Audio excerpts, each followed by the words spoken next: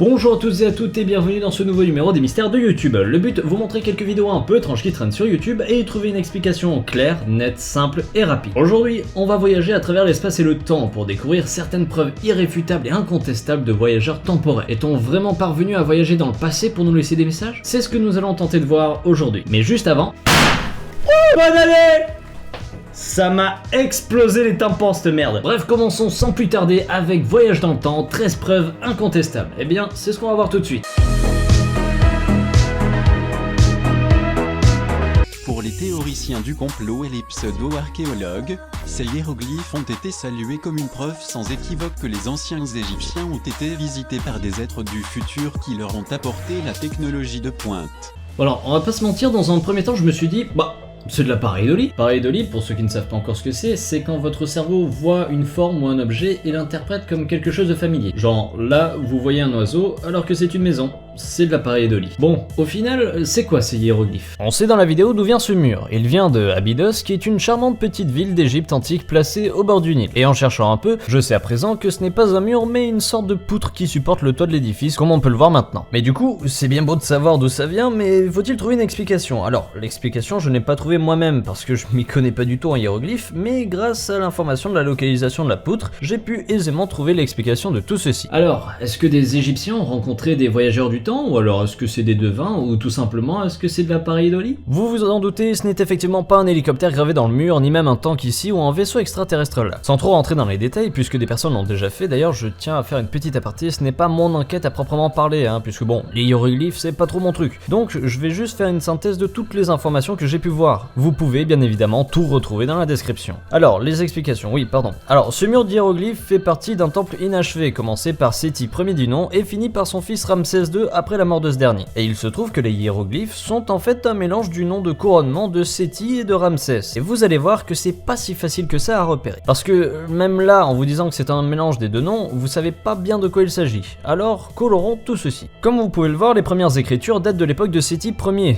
qui a écrit son blaze. Alors bon, c'est pas vraiment son nom qui est écrit, c'est son nom Nepti, et comme c'est plutôt long à expliquer et que dans la majorité tout le monde s'en fout, vous avez tous les liens dans la description pour ceux que ça intéresse. Mais en gros, c'est leur nom de couronnement. En bleu, vous avez Séti, et en vert, Ramsès. Et comme vous pouvez le voir, c'est quand même sacrément cocasse. On a donc bien de la pareidolie, puisqu'il ne s'agit pas de dessins d'hélicoptères ou de tanks. Je tiens à dire tout de même que c'est un petit peu con d'écrire son nom par-dessus un autre sur de la pierre. C'est pas comme si c'était de la feuille et du crayon où tu pouvais gommer. Je me demande même à l'époque comment il faisait pour comprendre ce qu'il y avait décrit. Et pour ceux qui douteraient encore de cette version, sachez que Séti n'a pas gravé son nom que dans ce temple. Il l'a fait aussi sur son obélisque qui se trouve d'ailleurs à Paris. Et voilà comment on peut voir un hélicoptère là où il n'y en a pas. Tim Cook, le PDG d'Apple, pense que le voyage temporel est peut-être possible après avoir été convaincu par une peinture des années 1600 où une personne tient en main ce qui semble être le produit de l'entreprise qui a révolutionné la façon dont nous communiquons. Il a dit « J'ai toujours pensé que je savais quand l'iPhone a été inventé, mais maintenant je ne suis pas autant sûr. » Là je vous avoue, je sais pas où est-ce que les gens voient un iPhone, parce que moi personnellement je ne vois qu'une forme rectangulaire, ça peut être absolument tout et n'importe quoi. Comme ça par exemple, mais bon.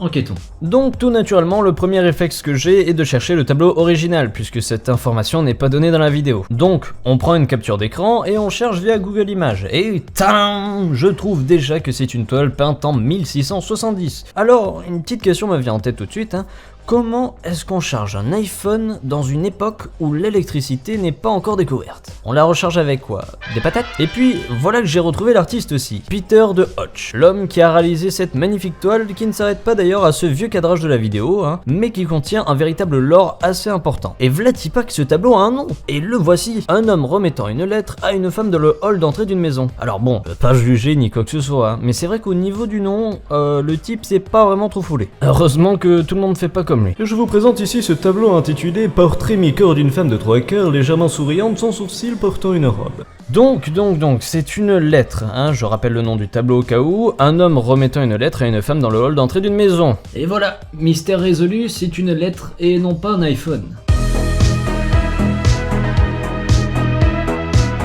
Un internaute fan du boxeur est interpellé par un détail surprenant. On peut voir dans le public un homme filmer ou photographier le match à l'aide d'un smartphone.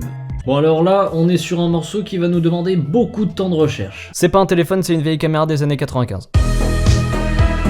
Bon, ok, d'accord. Alors comment j'en suis arrivé là? Le combat s'est déroulé en 1995, donc logiquement j'ai cherché toutes les caméras sorties avant cette date. Logique, hein. Et avec une simple recherche Google, j'ai trouvé celle-ci, un modèle de caméra Casio de 1995. C'est quand même beaucoup plus logique qu'un smartphone, hein. On va pas se le cacher.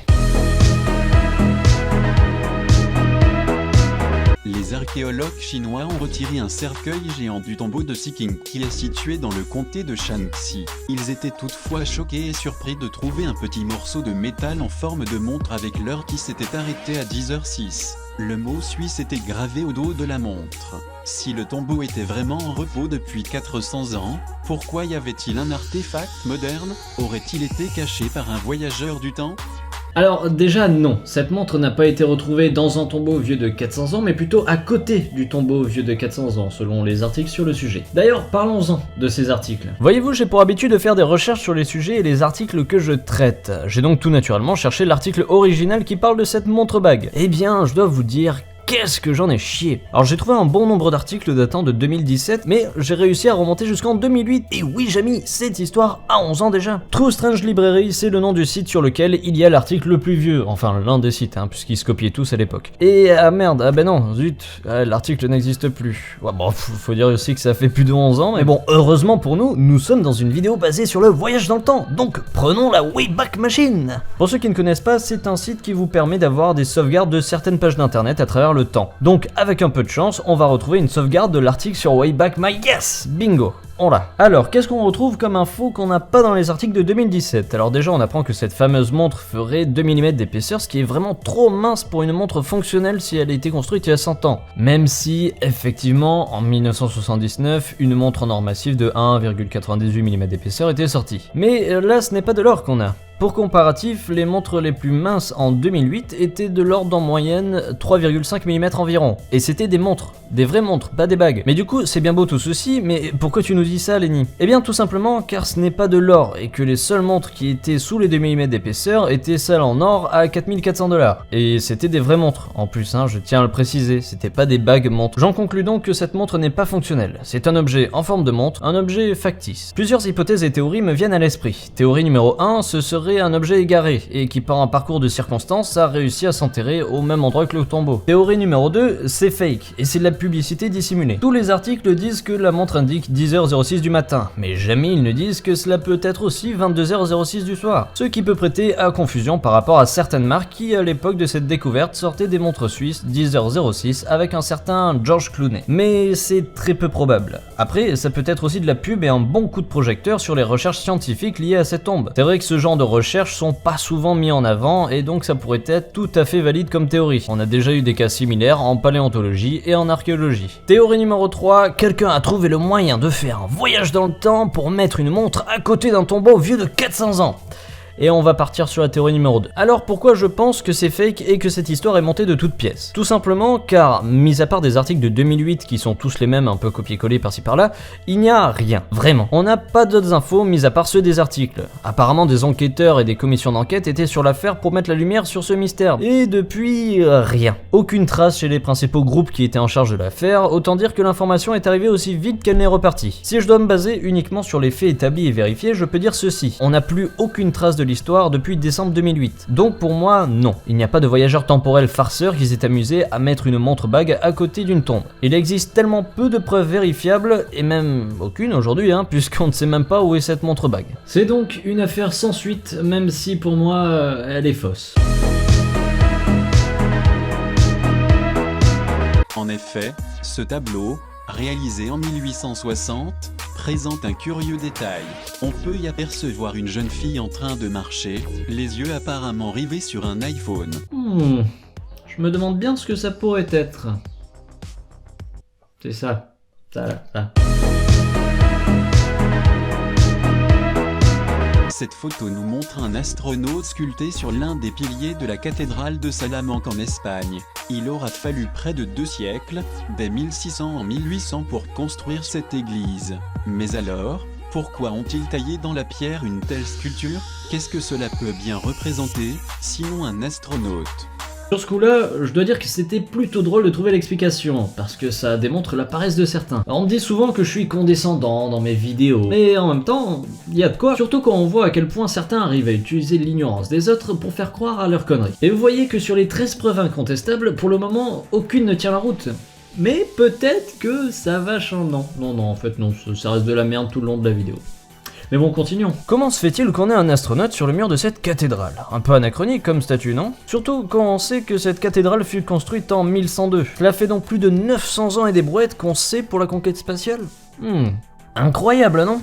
Eh bien non, en fait, pas si incroyable que ça, surtout si on fouille un peu plus et qu'on apprend que tout ceci est normal. Puisque pour la faire rapidos, cette statue c'est un symbole contemporain ajouté aux suites des travaux de restauration de la nouvelle cathédrale de Salamanque en 1992. Et spoiler, mais en 1992, il y avait déjà pas mal d'astronautes qui ont fait une balade dans l'espace. Donc, encore une fois, non, il n'y a pas de voyage dans le temps, c'est juste une statue qui date de 27 ans. Bon, voilà, on a fait à peu près le tour de tout ce qu'il y avait d'à peu près intéressant dans cette vidéo.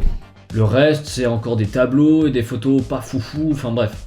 Si vous voulez voir la suite de la vidéo, n'hésitez pas à aller dans la description, il y a le lien pour une fois. Il n'y a aucun doute que nous reparlerons du voyage dans le temps sur la chaîne cette année. Il y a encore tellement de preuves incontestables à contester. Mais bon, d'ici là, on va s'attaquer aux ovnis, aux mégalodons et à plein d'autres trucs à la con.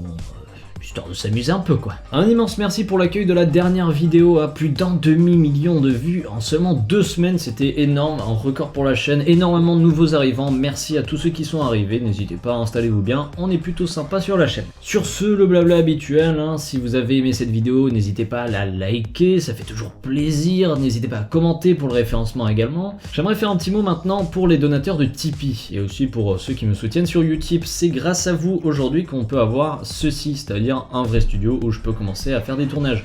Il ne servira pas qu'au MDY, au Next, etc. Mais dans le futur, il y aura d'autres projets un petit peu plus ambitieux. Sur ce, bonne journée à tous et à toutes, et à bientôt pour de nouvelles enquêtes. Tchuss!